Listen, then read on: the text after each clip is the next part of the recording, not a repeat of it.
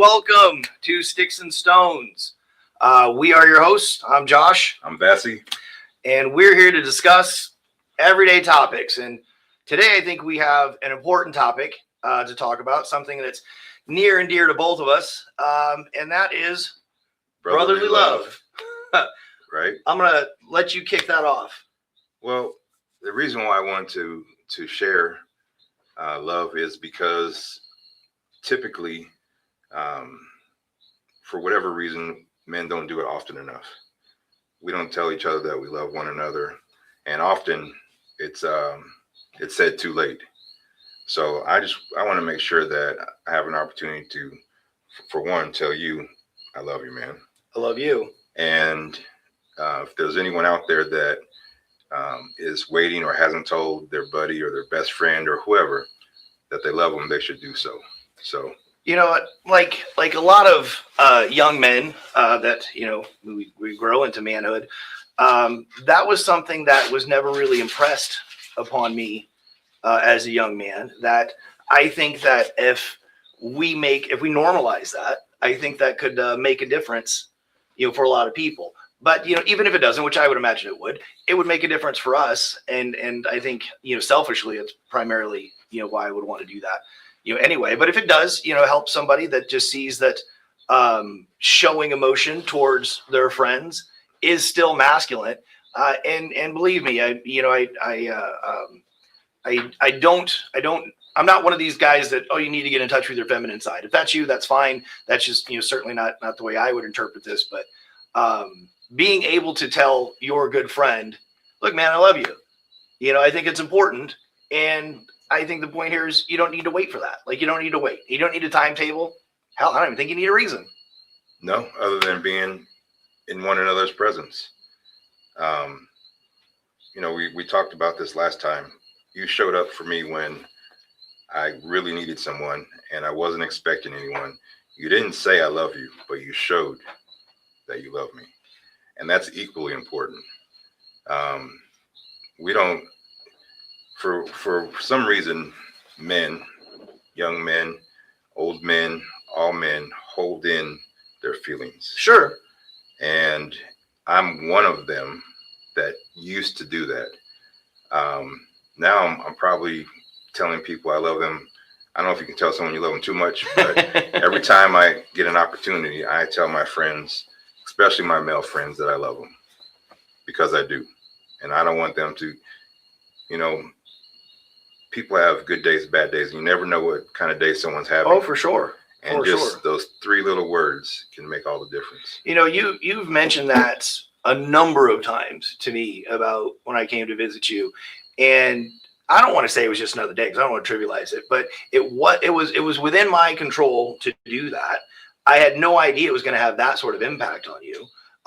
It was within my control. I knew you were kind of, you know, laid up, having a tough time. I don't even think I was there very long. I don't remember how long you were there, but I remember how I felt. Yeah. And that's, you know, people don't remember what you say or what you did or what time it was or what week or month, but I remember how I felt.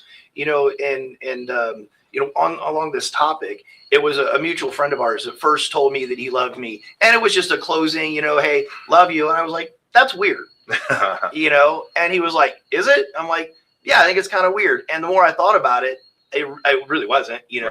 Right. Not only that, you know, he and we've been friends for a really long time, and I just thought it was kind of cool afterwards that, you know, that he was secure enough in his manhood, you know, to be able to say that, which I thought was cool, you know, and now, you know, that's not something that I've ever really had issues with, being comfortable in my manhood.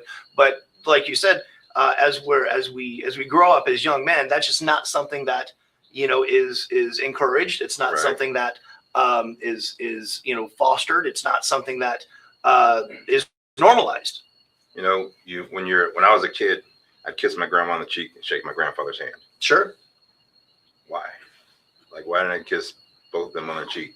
I mean, and say I love you the same way, because I love them equally. Sure. But it's just something that we were taught. At least I was taught as a young man. Shake a man's hand and make sure it's strong and firm, and say Absolutely.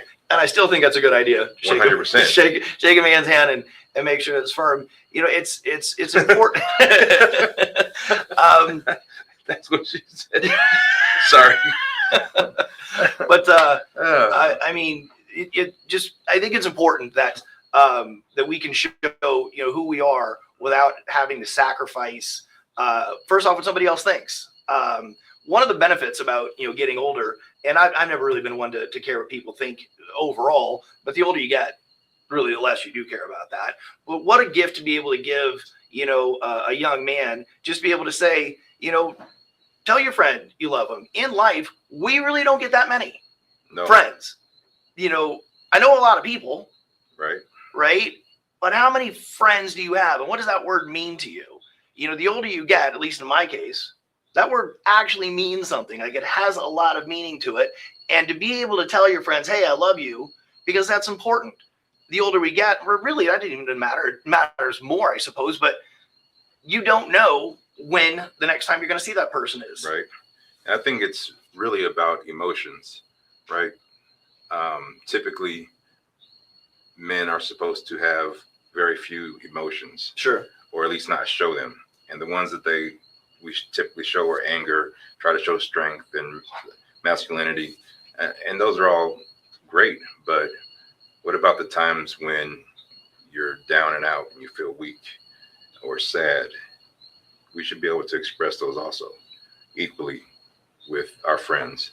And under that circle or umbrella of love is where all those emotions should fall. And I feel 100% able to tell you and the other one friend I have that, I'm sad or I'm hurting or hey, bro, I need you. Can you come over? And I think that's something that could save a lot of people. I think it's a good point, and I want to make sure that that we're real clear, or at least that I'm clear, for whatever that's going to mean to anybody who's watching this. That doesn't mean, certainly from my standpoint, I'm not saying that men have a role. I do believe, especially in the family, stoic and strong, and you have to be there and stand up and do the right thing, and a lot of times that does mean having your emotions somewhat reserved. I don't think that's necessarily bad. There are time and a place for that, and if it calls for that, absolutely, and that still is exuding strength. But there are those times and those people in your life that you do want to make sure, say, hey, you're important to me, and I want you to know that you're important to me. And I think as a society we can normalize that. This isn't going to be, you're not going to go tell everybody that you love. Maybe you will. I mean, if you want to, I suppose. If you want to, knock yourself out. But in my close circle of friends, there's probably 3 that aren't family members, right? That I would say that to. So, hopefully this helps, and help if no matter what it is that you might be thinking about, maybe you're the person that should say it first, right? And for me, the starting point for me being able to tell someone that I love them was learning to love myself. Absolutely. And that took a long time for me to be able to do. Every day now I look in the mirror and I speak positive affirmations to myself. Me and the family, before we go our separate ways in the morning, we have a family affirmation and we speak positive words to each other. And I wouldn't have been able to do that 5 years ago until I really learned to like and love myself and keep the promises I make to Vassy, and to make sure that those things actually happen instead of putting them to the wayside. Yeah, no, I think that's incredibly important. I mean, you can't pour from an empty cup.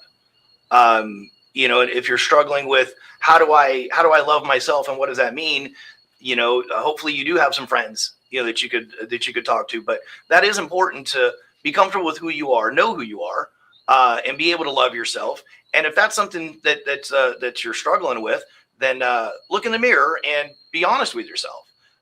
One of my favorite qualities about myself, and if you know anything about me, I've got a lot of them that I like about myself, but this one in particular is self-awareness. knowing who you are.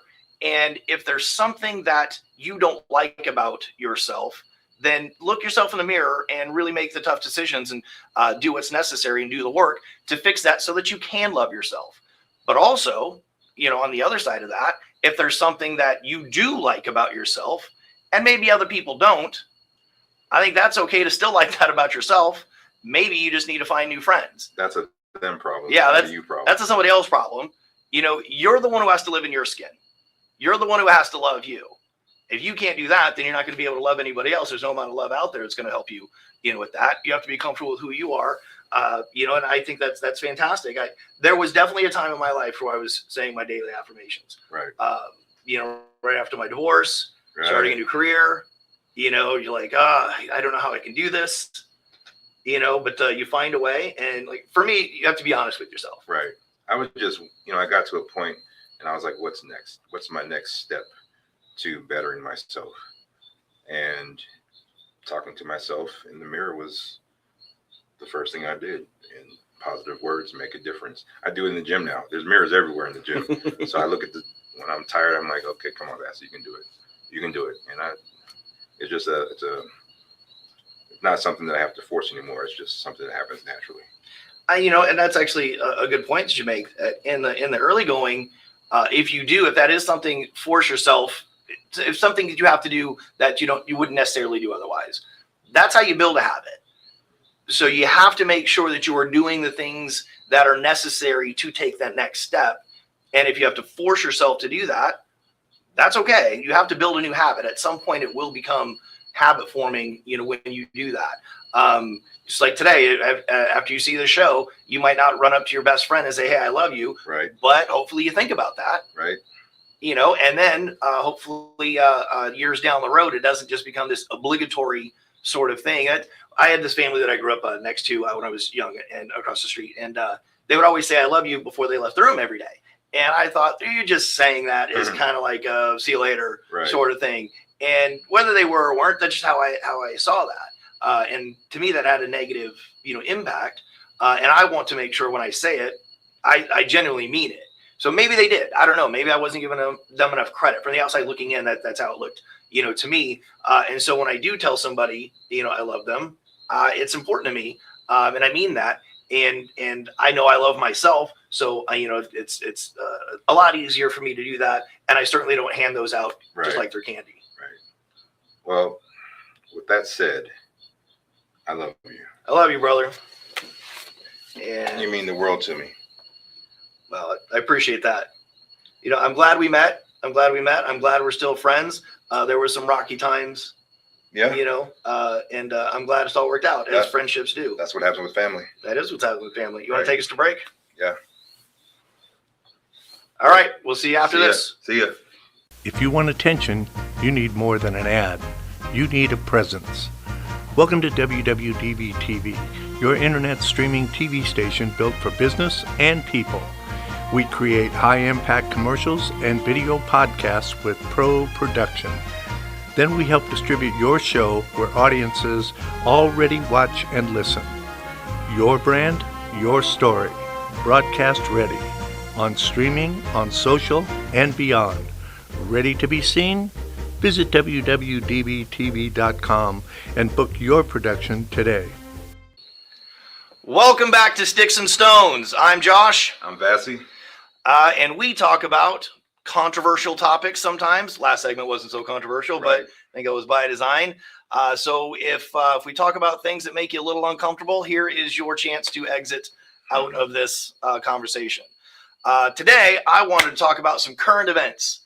What's going on in the gubernatorial race in California, or more accurately, what is no longer going on in the gubernatorial race in California. So if you don't know, Congressman Eric Swalwell, who is just a real piece of work, was leading the Democrats in the polls for California, the race for California governor, which, oh boy, just that by itself was a whole problem if you know Eric Swalwell. But what derailed him was allegations of sexual misconduct. And I want to be clear, these are just allegations. Everybody deserves their day in court if that's where it goes.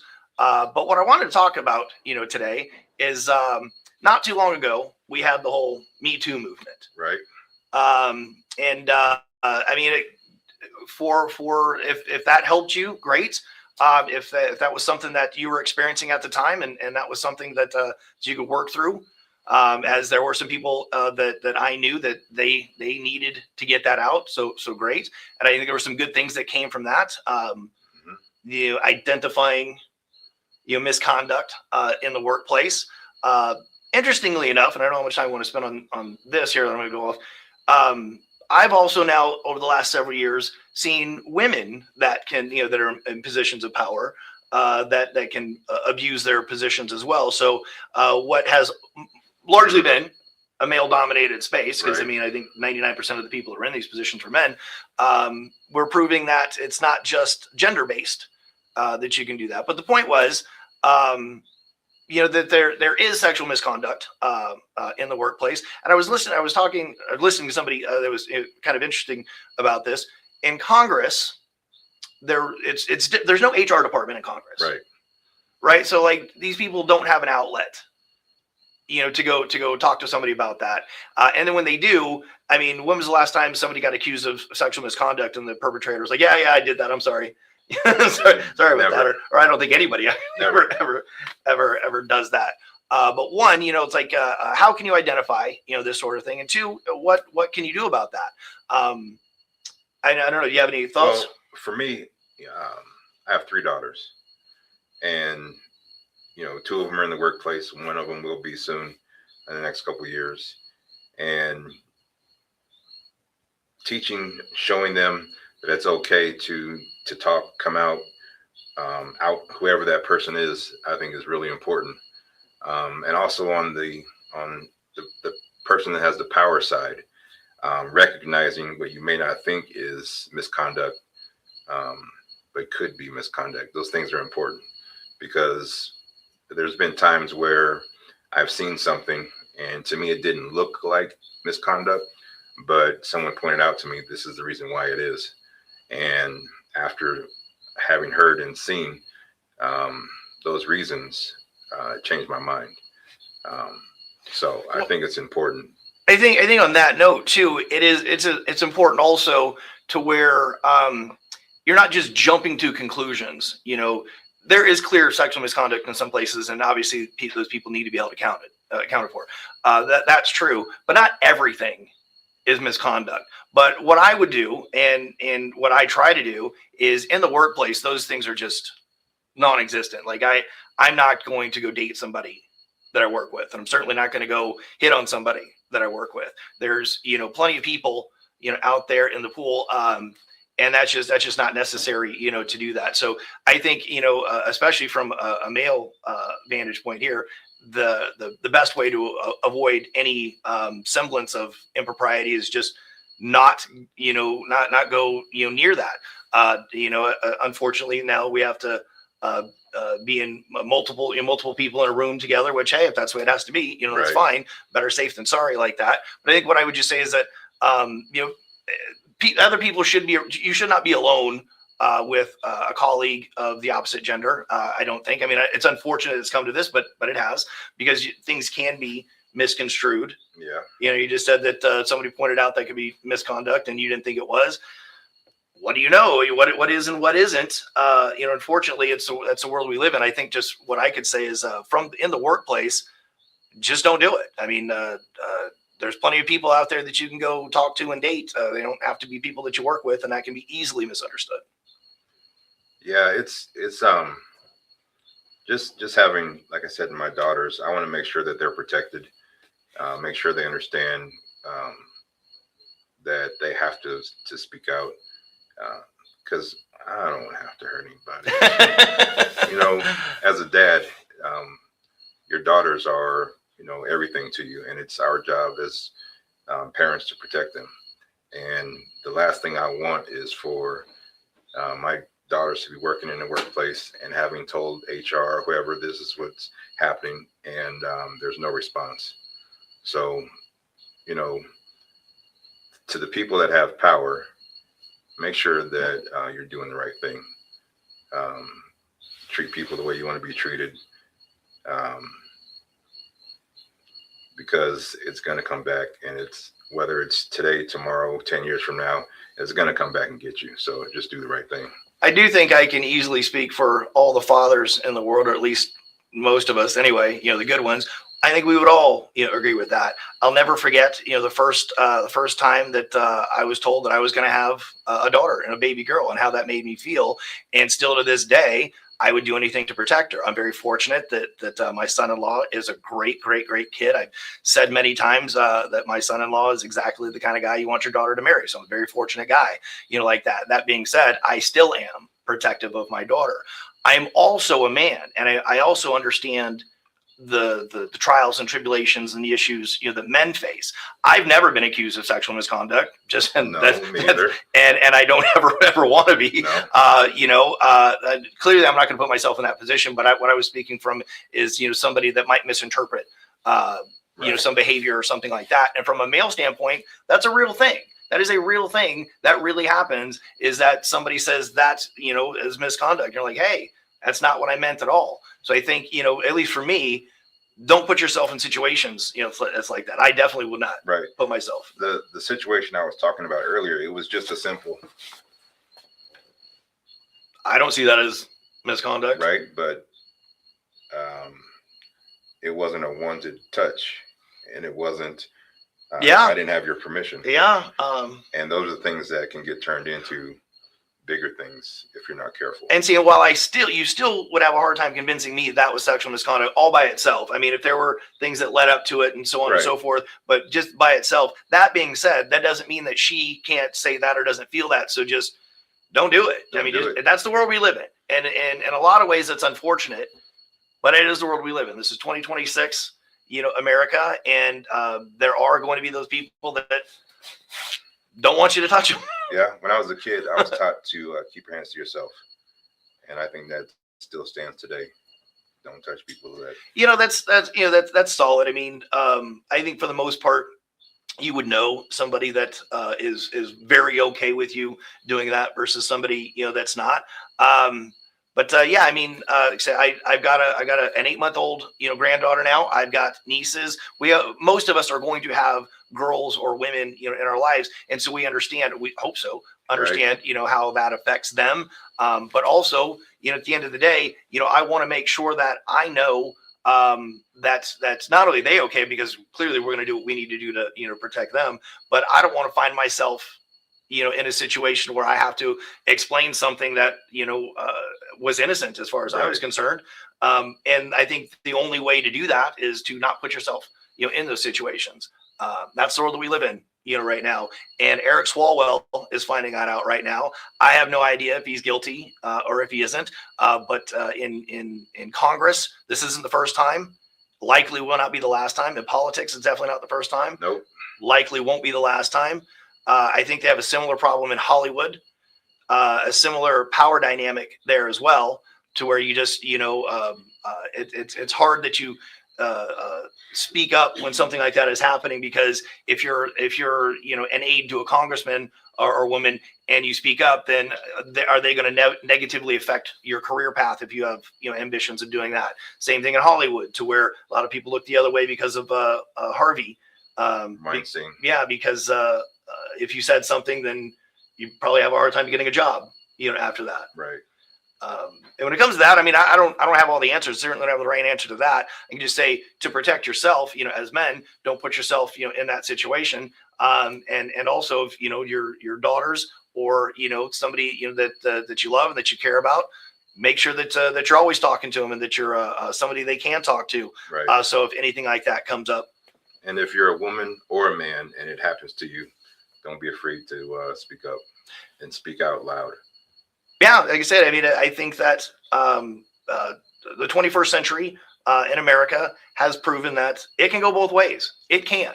I was years ago signing up for a gym membership, and there was a woman that was signing me up who I was not interested in the least, and I never gave that a consideration. Right. But she continued to hit on me. Right. Continued to. I mean, the first time was like, oh, yeah, it's a little flattering, whatever. And she made a comment about our age difference, whatever. But she just wouldn't let up. And was like, I don't feel comfortable here. Well, she's half my size or whatever. And I certainly wasn't, going to be afraid of her to do that, but it still was unwanted. It still, it made me feel uncomfortable. And in the 21st century, it does go both ways, that way. But obviously, pay attention to what you say, pay attention to what you do, how you make other people feel. Make sure if you're in the workplace that, just me personally, I wouldn't date anybody in the workplace. It's just not worth it. Well, I met my wife in the gym when I was working at the gym. So yeah. I can't say that. Historically, I think that's a great place to meet a spouse. But there was no power dynamic. Yeah. I was a trainer. She worked at the juice bar. So we were completely separate, and such is life. Like I said, historically, I think that's a great place to meet people. You spend a lot of time with each other. You get to know each other, pretty well. But it is unfortunate. I think that it's unfortunate both ways. The times that it happens is incredibly unfortunate, but then the times it just perceived, right, to happen. I think there's these women that make all these TikTok videos just about creepers in gyms, and I think half the time they're not doing anything wrong. Why did he sit next to me on this bike? Because Yeah. it's the only bike that was open. Why do you keep looking at me? I just walked by. Well, because you got a camera in your hand and you got lights and. Yeah. So it can go both ways, and there's like I said before, I've never been accused of that, and that's not something that I would ever expect to. But from somebody that would, if you are accused of that, how do you shake that? Like, how do you get out from under that? It's a scary world, out there. Be on your best behavior. Just put yourself in a position to succeed. And if something feels uncomfortable, it likely is. Yeah. Remove yourself. Yeah. You have to be smart. You have to be smart about these things. I don't know what's going to happen to Eric Swalwell. I think he had to drop out of the race, right now. And I don't know if he's going to have a higher price, to pay. Wouldn't have got my vote anyway, but I don't live in California anyhow. Right. But that's a whole other subject. But when it comes to politicians, we can all agree they are people of power. There is a power dynamic when it comes to that. And as a voter, you can hold these people accountable. Make sure you know the people that you are voting for. Which is something I'll plug, by the way, that I am running for Assembly District 5 right here in Las Vegas. And look for our interview. We'll be shooting that later. So be on the lookout for that. If you live in Summerlin, I hope for your vote, Joshua Dowden. If you don't live in Summerlin, you can still support the campaign at DowdenForNevada.com. He's a good guy. He is. I could use all the help that we can get. Every vote counts. And with that, we're going to wrap up this segment. Hope you enjoyed it. Please drop a like, share the video, and have a comment. Whatever it is that you say, we read all the comments, and we'd love to hear from you. Love you, man. Love you, bro. All right. Thanks.